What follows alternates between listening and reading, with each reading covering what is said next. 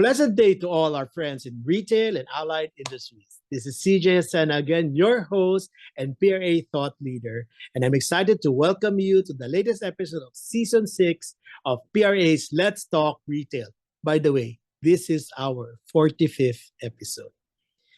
If you haven't already watched us before on our YouTube channel or listen to us on Spotify, please do so. Subscribe because we will offer you new perspectives and fresh insights on retail. We're starting the season with the next generation of retailers and the leaders who are raising the bar higher than ever. And this episode is no exception. You'll want to tune. That's why you may want to tune in. Let's get this show on the road. I'm thrilled to introduce our special guest for today's episode. He's a dynamic young entrepreneur and the driving force behind the popular clothing brand Skoop. What started as an online venture has quickly evolved into a thriving business, with the brand opening its first flagship store at Estancia Mall on December 10, 2022. Since then, Skoop has expanded to 5 retail locations with more exciting concepts in the works. Skoop takes pride in being born Filipino, raised Japanese, a unique blend that reflects its bold vision. And we'll ask him the reason why for this proposition. Now, 6 years into its journey, the brand continues to grow stronger and more determined in its mission, with aspirations to become a global name. Skoop has forged remarkable collaborations with industry giants such as Fila, New Era, Pokemon, Krispy Kreme, and Jameson, all of which are paving the way for international expansion. Please join me in welcoming to the screen and for our 45th episode, the president of Skoop, Dominic Yu, popularly known as Mick. Hi, Mick. Welcome to our 45th episode, and thank you for joining us. Hi to everyone. Hi to the viewers, and hi to you, CJ. Nice Good to see you afternoon, again. morning. Yeah. Good morning. Nice to see you again. So let's Yes. talk about the start of Skoop. What got you into Skoop? I saw your post in IG. You borrowed 5 billion pesos. Okay, and when was this? All right. Uh, I'll go to the very beginning. The Scoop is Yes. not my first clothing brand. My first clothing brand was called Fef Clothing. It stood for Fitness, Okay. EDM, and Festivals. So mainly what Ah, we yes. yeah, mainly what we produced were tank tops, fringe tops, stuff that you can't wear on a regular day because for example, you go to Sinulog in Cebu, that was our target market, and I always want to mention that failure brand that I experienced because I wear it as a badge of honor. Because without that tuition fee that I experienced with that brand, there wouldn't be any Scoop. So now we go to Scoop. So because of the trauma, I would say that we experienced in theft clothing, we now wanted a brand that was more sustainable that people could wear on a daily basis. And so Scoop was born. And now, why Scoop really? What about the name? Scoop initially was the concept of Scoop initially was to scoop out a trend literally and make it into something of our own. That was the first concept. That's why the word scoop was there. And the inverted K is like our twist to the trend that is happening. So as I've mentioned, we would latch onto trends so that we would never die, quote unquote. But the thing is, it evolved through time. We actually don't follow any trends now. Scoop is actually, excuse me, Scoop is actually from the first concept. It evolved to us not following trends anymore and not following any seasons. It evolved to more music, lifestyle, and culture. We latched onto that versus trends, and uh, Scoop was uh more of like what you would call uh what the people would associate it with, which is very important: culture and lifestyle, music. And those are the people that we actually highlight in our social media, because those are more of the passionate people, contrary to the 9 to 5 people. Hey, no hate on the 9 to 5 people that work Yes. their ass off for that corporate setup. But with Scoop, we actually really want to inspire.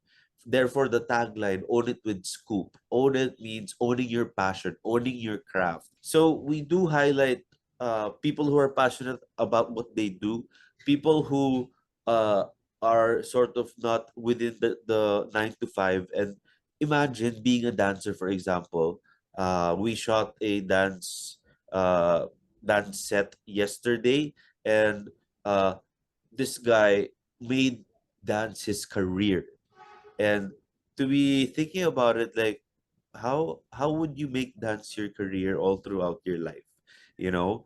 And it's very inspiring because he actually made it and made it into his business. So that's just one example. We do highlight DJs as well, rappers, uh, artists, by the way, and any form of craft or passion. We're all into that, and we want to. Uh, we had an event, for example, Sculpture, where we asked them to repurpose like scrap scoop materials. And Yes, I saw that uh, post. Very yeah, interesting. and we wanted to encourage them to be able to sell that item without any commission from us, because we just want to support those people. And yeah, I got into a tangent there, CJ. Um, just you were talking about highlighting. So your market, you're not talking about demographics. You're talking about mindsets and passions, more psychographics. And you mentioned about the 9 to 5. Okay, don't you think the 9 to 5 um, people have also a passion that they may be keeping? They're Definitely. corporate, but corporate by day, but passionate about something at night. So I think that's also something that you should be looking at. You know, the other side of this corporate citizens. Correct. Definitely, CJ. I do agree with you 100%, because those are the people that have passion projects on the side. Those are the That's right. people. Those are the people that we want to inspire to actually go for their side passion. All So right. And you mentioned earlier, no, you mentioned in your materials, born Filipino, raised Japanese. That's a very interesting proposition. Why did you choose that? all right. So the shallow answer is I am a Filipino. That's Yes. and Okay. then my partner is half Japanese and half Filipino. Okay.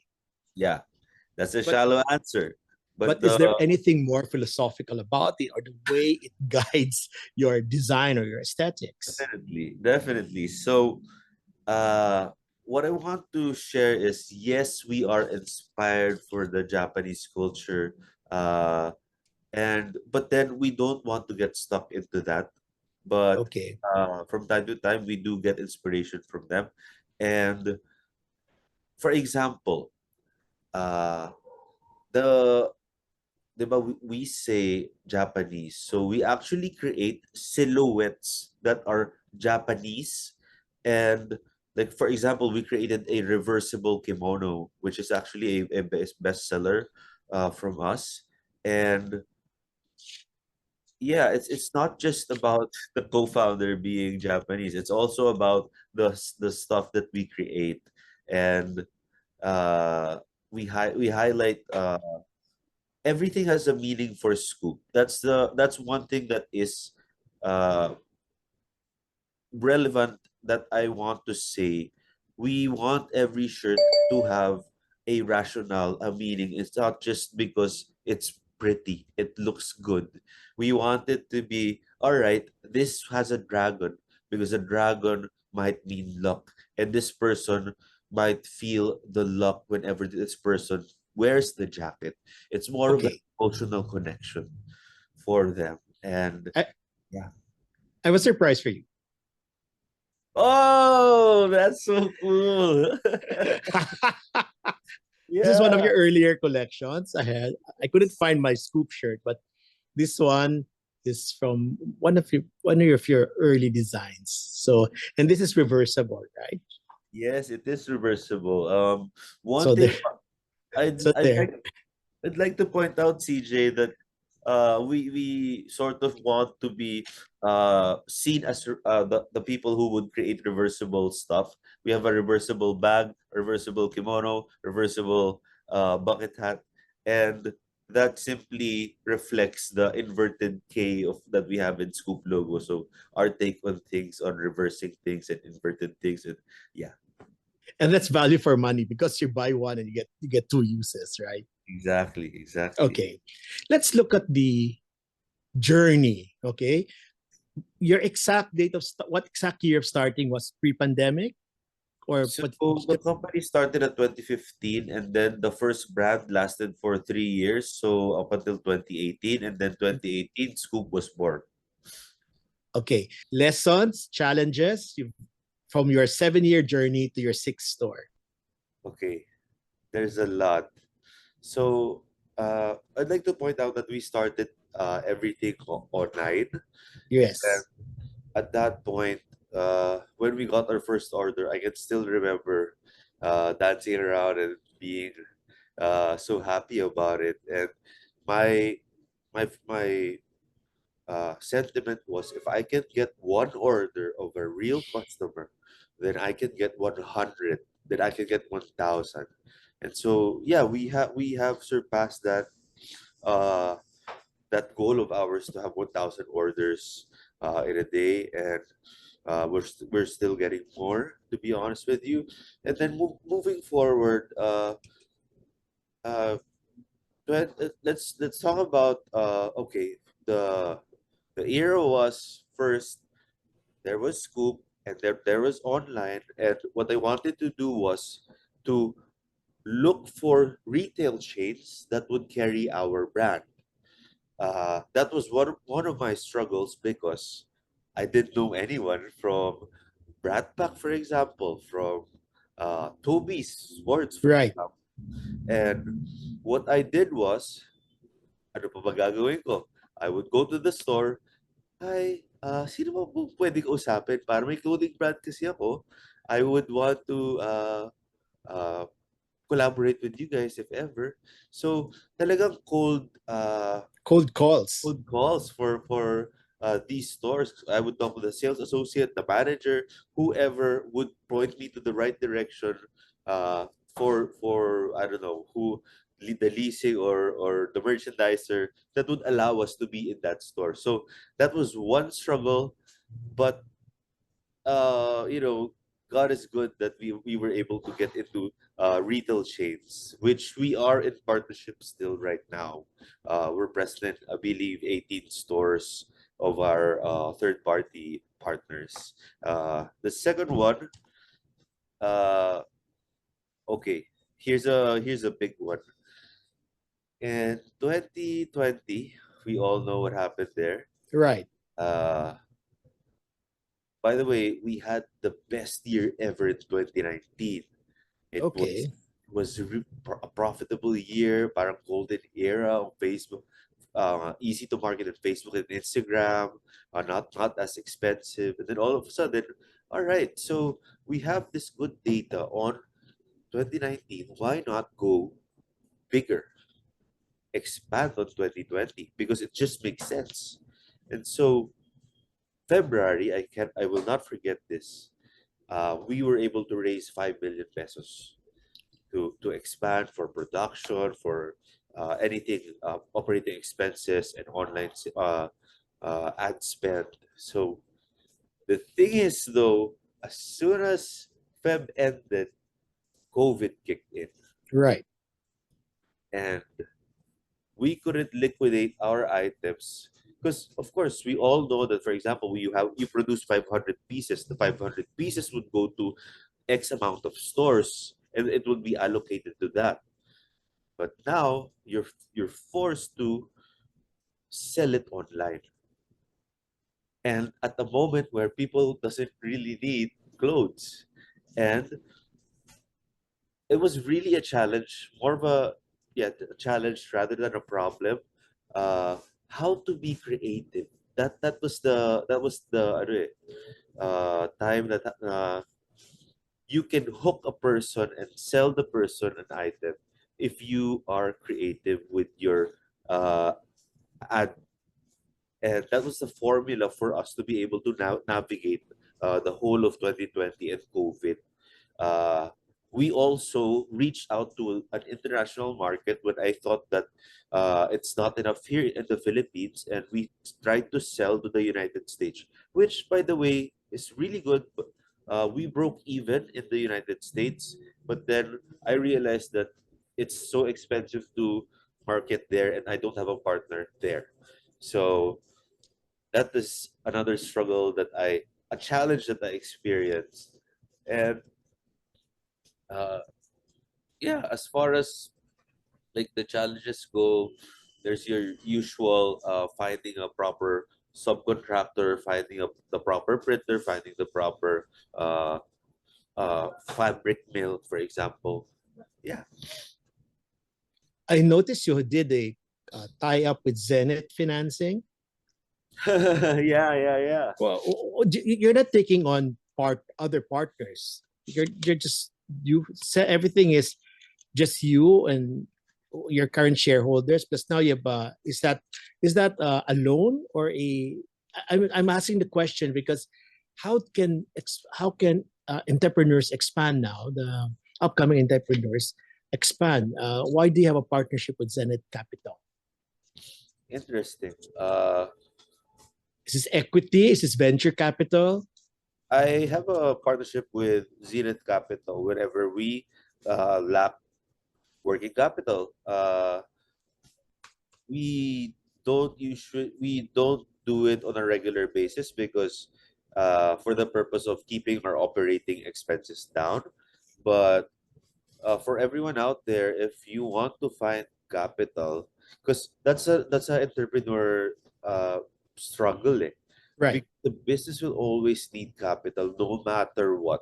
No Okay. matter if you were able to raise X amount of money, it would need capital. And uh, I believe I am still alive in this industry. It's because of how I am able to raise capital and expand.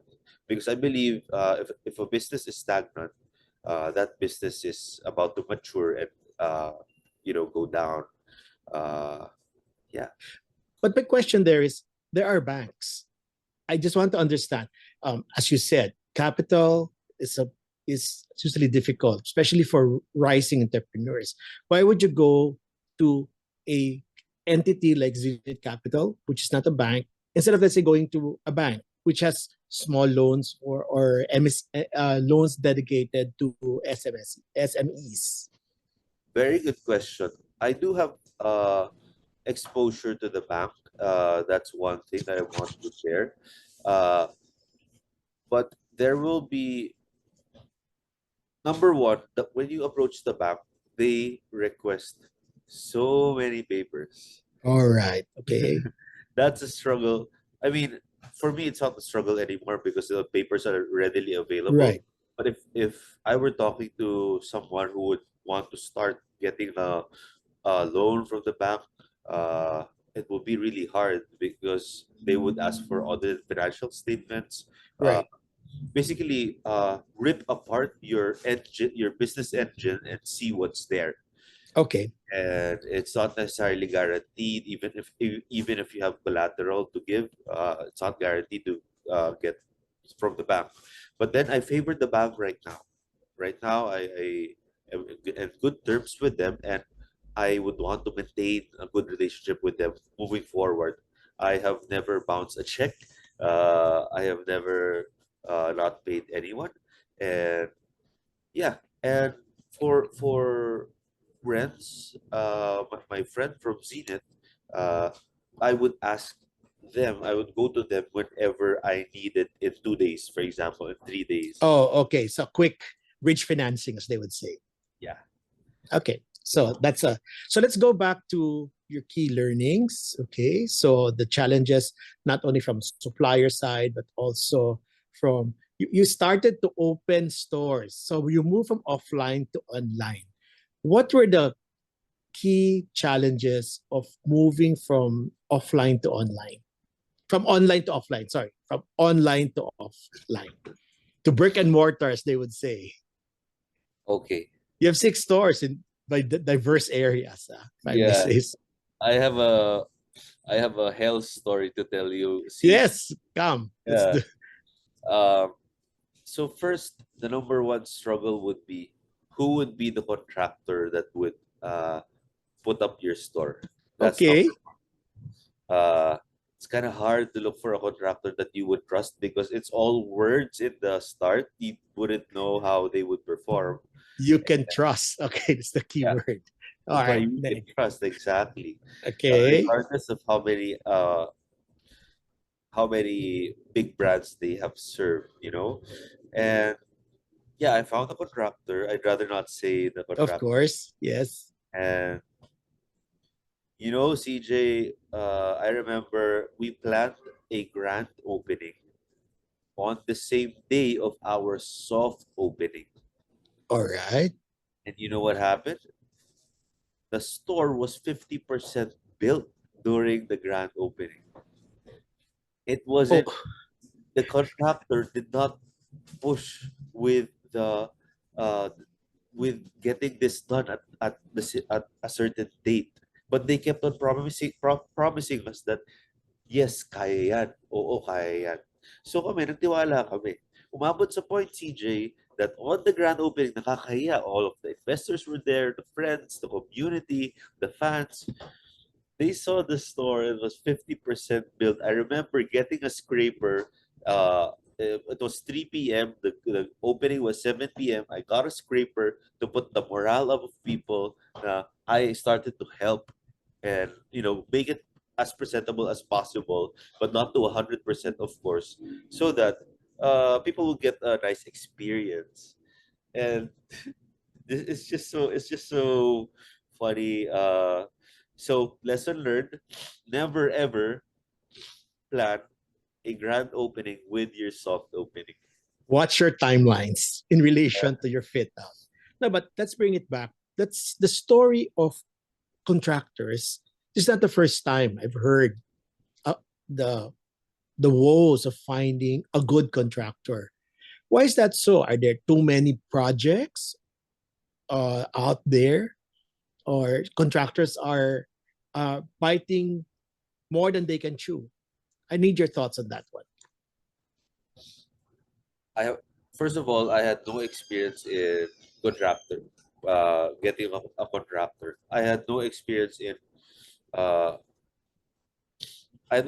in a full service contractor versus a half service contractor, where the half service contractor would require a design from an interior designer that's on our end that would Oh, design okay. everything. So I did not know that it can be separate or it can be a full service contractor. And so yeah, coming from not knowing anything, and uh, I did not know also that you can actually request for bid with your design. And I really did not know what to look for. That's it. And so Okay, so I settled with a friend. And who's not a friend anymore, I suppose. Okay, let's move on. So now that you've got, I'm sure you have a good contractor now. What are the other lessons as you move from store one, two, three, and now six in MOA? Were there other key lessons? If you're just going to summarize it. very good question. Uh, even I said this a while ago, but number one, even though that they've handled bigger brands and tell you that they handled bigger brands, it doesn't mean that they would do the same good for you. Second, it's best to find a contractor, and work with that one contractor so that everything is more efficient when they do the second, the third, and the fourth. And finding that contractor, you would have to go through a lot of failures, a lot of you know, just the same with finding a supplier of fabric, diba? You would find that it maraming sakit ng ulo bago mo mahanap yung proper supplier. And once you find that proper supplier, uh, I believe it would be good from there. And very important pala, pag contractor kausap mo, meron palang term na OSM. Okay, yes. OSM is part of like it's on us. Like we would provide it, supply. Owner supplied materials. Yes. So just to be There. very clear. Okay. So contractor was that it seems to be the major hanash of the of your growth, no? What were the other issues that you had to tackle as you move from store 1 to store 6? Okay. If none, how did you choose your locations? Because I was looking at your list. It's not the usual route that retailers take, starting retailers take. You know what? We based it all on data. Oh, okay. So that is about that. That's a good point. Data. Yeah. So now you're distilling big data. How did you now zero in on your locations using your data? It's as simple as going to Shopify, which is our platform for our website. Okay.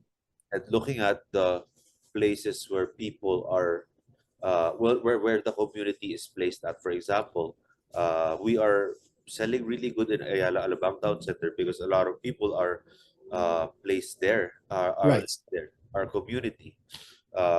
Another example would be Estancia Mall. There are a lot of people in our community that lives in Pasig. So we just situated ourselves where our customers are. Okay, so this is your online data. You look at the clusters, the geographic clusters. All right. So in that case, pushing that conversation, what would be store 7, 8, 9, or 10? Are you in that mode? Okay, let's expand some more. What's your thoughts on expansion? All right. And where will it be, if ever? I said this to Miss Ira a while ago. Okay. Putting up 3 stores for me in my position, sakit sa ulo, promise. All right. Okay. It's pretty hectic. HR, everything, the Yes. logistics of it, and everything that goes into it. And this year, it's all about tightening the belt and All right. systems and processes in place so Okay. that we can grow further in the future. And this year, it's all about brand building and putting up a lot of products, product category, maximizing Right. all the stores that we have. Sorry, I lost that. What was your question again? So you're now in store 6, and now you're talking about making sure the business is running well. So how will you choose store 7, 8, 9, 10? Or basically, what's your appetite for expansion? Rapid, conservative? I only, you know what, CJ, it's one of our goals to be in the top fashion capitals of the world. Okay. And CJ, we want to be exclusive. We don't want to be Okay. like fast fashion brands who has a lot of stores. Okay. We want to be the what do you call it? When something's exclusive, it's really something people would cherish, for example. And another goal of ours is like we want to be sort of the sweetheart brand of the Philippines, that we are known in the international scene. Because if you think about it, internationally, the foreigners, where do they go? In the Philippines, they go to the beach, right? Right. They don't really find, they go to malls, but they don't really go to a specific place in the mall, because I believe that they don't have all of the brands that are in our malls are already in their country.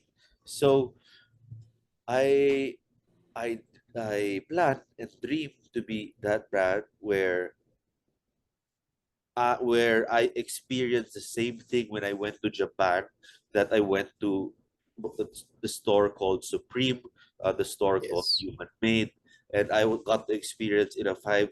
I got to experience the store in five senses, and I want to be that brand here in the Philippines. And the reason why it's born Filipino as well is we're proud Filipino. I want the Philippines to be inspired and proud about Scoop, that we have Scoop here in the Philippines. So you're going to be a niche brand. The distribution will be a bit limited.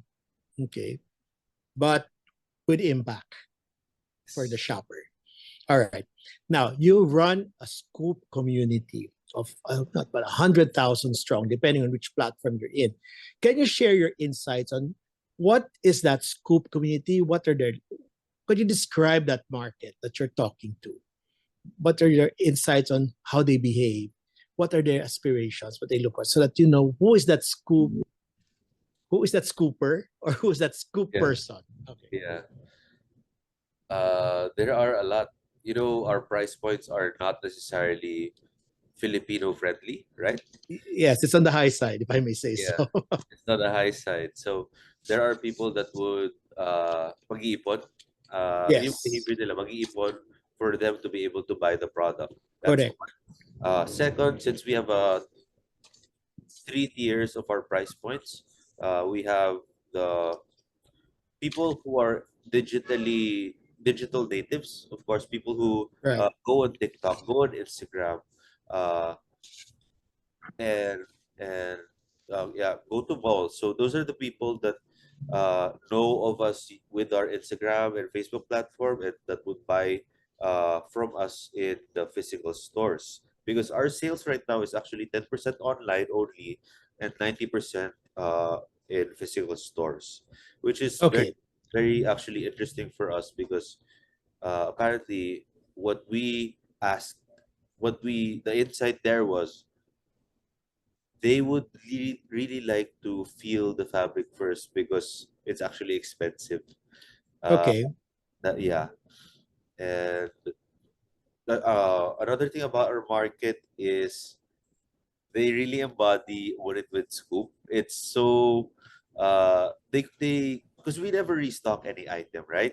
Uh, when they buy Scoop, it's a collector's item immediately for them. Oh, okay. So you don't repeat the the SKU. never. Everything is a collector's item, and when That's we produce Pokemon before, people are still looking for Pokemon right now. That's why there's a secondhand resale market that is happening in Facebook. okay. Yeah, That's very interesting. So that means that's a great demand on your creatives, because you have to be churning out unique items on a 365-day basis, correct? yeah.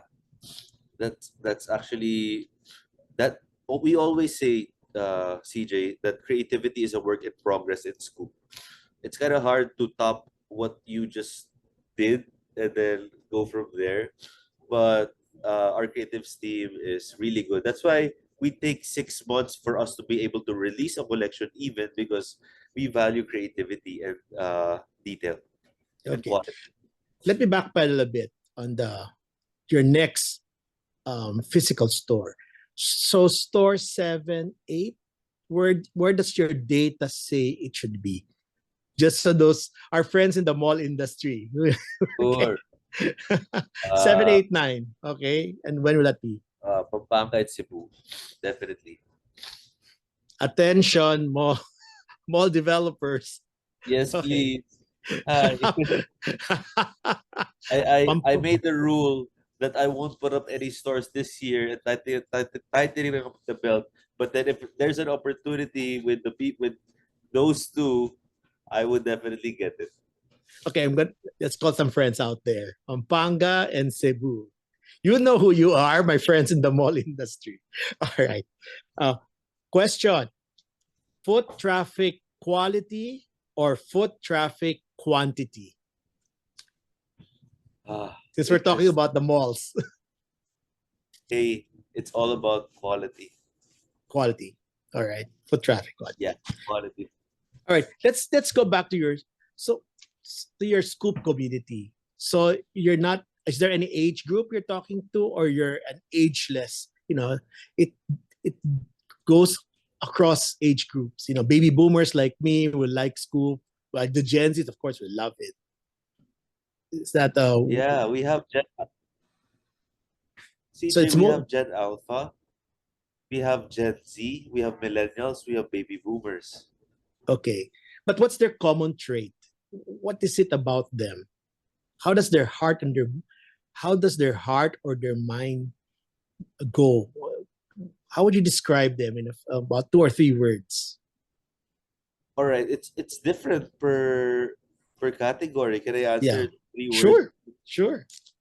The boomers, Okay, what does my they age? they want to be uh trendy, and they want to be seen as trendy in the sport that they play. Okay, We have a lot of golf customers, all right, boomers that wear our jerseys all right. their their golf trip. For millennials, they actually really prefer our basics collection. And one main trait about millennials is they, with our experience, by the way, is that they want something that's value for their buck, and they value quality. Okay, Yeah. Uh, when we're talking about Gen Z, they're right. more into our seasonal drops, not basic, because they want to be unique. So it's different. So they want to be unique and more expressive, since our seasonal drops are more expressive. That's for Gen Z. And for millennials, they value the quality and the bang for their buck. And for Okay, Gen Alpha naman, they follow what their parents want, which is okay. which is very interesting. Yeah, I also read about it that they follow what the brands that their parents buy. Yeah, their parents, a Gen Alpha, their parents would be young Gen Xers or the millennials, correct? Yeah. Okay, so that's the insights on the customer. Now, let's talk about you. Did you work outside after graduation? Did you work in corporate, or did you go intrep at once? I worked in corporate for 8 months, and I Eight said months. I said Was it wasn't for me. okay. Would you um would you advise budding entrepreneurs or even second, third generation retailers to work outside first before going into entrepreneurship or going into the business? CJ, I wouldn't advise that. I would advise Why? I well, okay, I would advise that if the business that they're going to do is the business that is the corporate that they're applying to. If, Okay. for example, you're going to put up a restaurant, and then uh, you're working in a restaurant, then I would suggest that. But then if you're working for an agency, for example, and you want to put up your own restaurant, I don't believe that you have to work first to gain the experience, because that's what they say, gain the experience first, right? I Right. believe that you I believe that when you gain the experience, you would gain more experience executing versus incubating in that in the corporate world. So if what I'm picking up from there is that if you work outside before jumping into the business, whether it's yours or you're taking on a tradition, you have to go to the business that's the nearest to what you want to do. Okay. I would advise that even though it's a startup, I would advise anyone who wants to go to business to get to the business that's closest to what they want, and at the same time get to the owner as close to the owner, even though they're getting paid less, as they, because dun sila matututo eh, dun sa founder. Correct, correct. Yung ano, parang mag-mentoring yung founder sa kanila, no? Yeah, oo. Okay. Now, talk, focus now on you. When I was looking at your IG page, I saw this very interesting post of yours in March 11, 2023. You were talking about your journey and the challenges and the effect on mental health, which I found so brave of you to be candid about it. What was behind that post? Why did you decide to go out there and share your your mental health journey? Uh, that's a very good question, CJ. Uh, I I value mental health so much. Right, I believe in business and being an entrepreneur. I believe it's 50% psychological and 50% right, execution. And if you're in a proper mental health and mental mindset, I believe that you can grow the company even more, because I believe that uh, an owner can only grow the business as fast as they grow too. And I spoke about mental health because I was struggling. I was struggling with my. Uh, I mean, let's just put a label. I honestly don't like labels, but like, let's sure, talk about anxiety disorder. I right, anxiety disorder, and I get nervous really easily, and I have a psychiatrist, psychologist, right. both, and I wanted to be the best version of myself in whatever aspect that I do. Very And good. when I came out from the hospital, from working too hard, by the way, and And partying too hard also, partying too hard, yeah, as I heard in uh, that IG post. yeah. I partied too hard because that was my outlet. Because everything was the pressure. The pressure is always there, uh, and that's something permanent. Uh, and so therefore, I asked for help. That's the number one thing. Okay, Should ask for help. And when you ask for help, they would give you techniques, like for example, cognitive behavioral therapy, where right. they would give you a perspective on things that would help you progress rather than regress in whatever challenge that you have in business. Of course, there would be the medicines that would help. I believe a combination of both is good.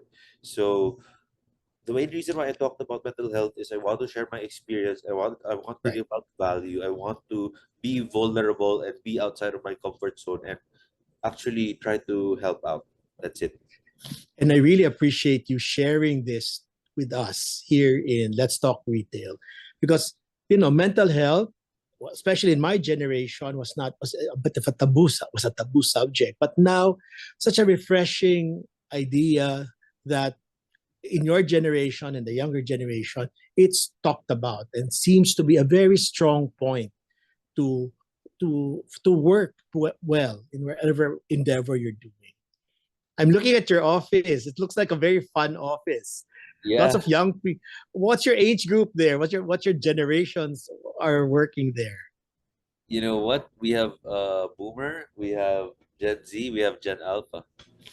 Oh, how many boomers do you have versus how many Gen Al? Oh, just one. Okay, so then you have how many predominantly alpha millennials, predominantly alpha. So, uh, as we grow, we are getting more Gen Z, but then we are more dominant on Gen. Uh, sorry. Yeah, we're more dominant with millennials. So how do you manage this intergenerational dynamic? Because you have three generations there, maybe four, because you might have a Gen Xer there too. How do you kind of manage all of them effectively? Okay. Number one, I believe in company culture so much. Okay, Company culture is something that would make the place light up. You know, uh, for example, one company culture that we have here is being brutally honest. Being brutally honest about No what filter. Real walang talk. filter talaga. For Real example, talk. na-late ka ng gising, di ba? Okay. Tapos, usual lang excuse dyan. Traffic di ba? Hmm. Traffic or what. Pero sa totoo lang, hindi siya nagising. But in our company culture, it is more like, sorry guys, hindi ako nagising.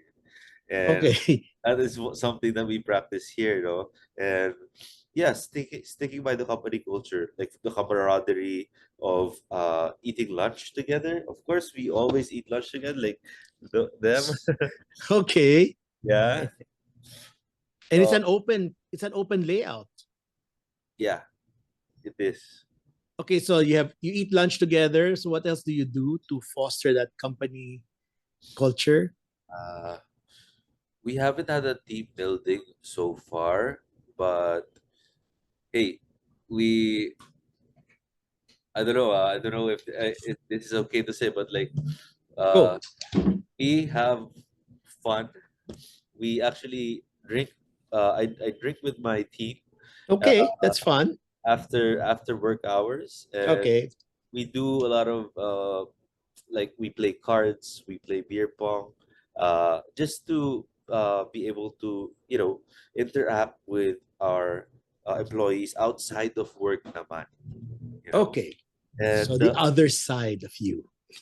yeah, yeah. And when it's, alam mo, CJ, after 5 dito, hindi na sir tawag sa akin. Iba, talagang big na. Okay. So that's always the challenge now, not only for retail but also for corporations, on blending the different generations and come out with a potent workforce. Okay, let's talk about mentors and inspirations. Right? Who are your mentors and who are your inspirations and why? Okay. My inspiration is my grandmother. I grew up with my Okay, grandmother. She's an entrepreneur. She technically raised me. I saw her doing business from the ground up. She owned the House of Philippine Ceramics, and they were the first in the Philippines to do that. And I took inspiration from that. I think that's where I got my entrep side. Uh, okay, at the same time, kasi CJ, before I was complaining, ano ba yan, wala akong mentor, wala akong inspiration, wala akong, like, scarcity mindset, di ba? Tapos, I realized, na sabi ko, pwede naman magkaroon ng mentor. Okay, I got to YouTube, I got to books, I got to a lot of audio books, a lot of podcasts that have been, farther than what I've experienced. And I still continue to listen to podcasts. And yun na nga, no? The growth of me is very important for the growth of the company. And I never stop learning, learning. And to for a person, sige, I would name Michael Jordan as one of that. uh okay. Inspiration. All yeah, right. Michael Jordan. Why? If you watch the documentary The Last Dance, by the way, I was going through a tough time in the business, and The Last Dance came out. You know what, I watched that documentary, that 10-part documentary, 54 times. Wow, that's a lot. Okay. And in 54th, on your 54th time, what was your key lesson? Sorry, what was that? On your 54th time, what was the key lesson already from watching The Last Dance? You have to go out there and get what you want. No one will spoon feed you. You have to put the work in order for the work to do itself. Interesting. Okay. My last question. With what you know now, okay, what will you tell your 21-year-old self? Oh my gosh. Let's give it a try. All You're right. 32. You're 32 now. Your 21-year-old self, 21 years, well, yeah, 11 years ago. I would say, Dominic, You have to take it easy on partying. But you work hard and party harder. uh, yeah, but I guess this is my older self that I go out maybe once a month, just to Right. talk to some business friends. But I believe if I was at 21 and then I know what I know now, I would be farther ahead in life and being able to perform. Because I come on, we gotta admit, if you have one drink, uh, that wouldn't give you 100% the next day, even though you had one drink. And discipline talaga. If I Okay. wanted to go to Entrepa, that young person. So yeah, self-discipline. Self-discipline. All right. On that note, we say thank you to Dominic Yu, popularly known as Mick, all right, president of Skoop. Thank you for your candor. Thank you for sharing. And thank you for joining us in the 45th episode of Let's Talk Retail. So that's it, ladies and gentlemen. Another insightful, candid, sharing from the heart, lessons, badges of honor. Okay, real talk with Dominic Yu, Mick, the president of Scoop. Thank you again, Mick, for joining us. Thank you, And Steve. so we look forward to seeing you again. Please check our YouTube channel and our Spotify channel for more insightful conversations with our retail, both the next generation and those who've been with us for a long time. This is CJ Hasena, leasing consultant and PRA thought leader, wishing you a very good day and see you in the next episode. Bye bye. Thanks.